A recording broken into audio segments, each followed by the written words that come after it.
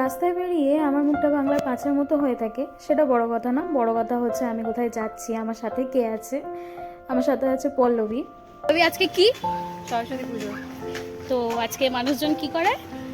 Girlfriend বয়ফ্রেন্ডদের নিয়ে বেরোয়, boyfriend গার্লফ্রেন্ডকে নিয়ে বেরোয়, তুই কার সাথে ওয়াইফকে বেরিয়েছিস? নিয়ে বেরোয়। হ্যাঁ, তুই কার সাথে বেরিয়েছিস? আমি তোর সাথে বেরিয়েছি, তুই কাজে আছিস, আমি তোর সাথে ঘুরতে যাচ্ছি। আহারে বেচারির কি কষ্ট।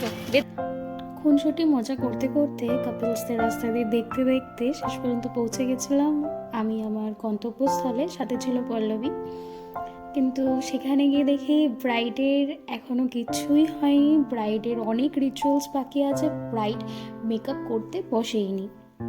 শেষ পর্যন্ত যখন সে মেকআপ করতে বসলো, মেকআপ আর্টিস্ট আর বেস্ট মেকআপ করে আমাকে দিয়ে দেয় আমাকে কলকা করার জন্য। আমি আমার কলকা করা শুরু করি।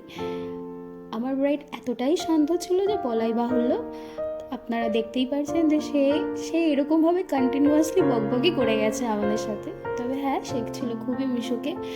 প্রথমবার তার সাথে আলাপ হওয়াতে আমার একটুও মনে হয়নি যে তাকে আমি চিনি না। আমি সাধারণত চট করে কারোর সাথে মিশতে পারি না এত তাড়াতাড়ি।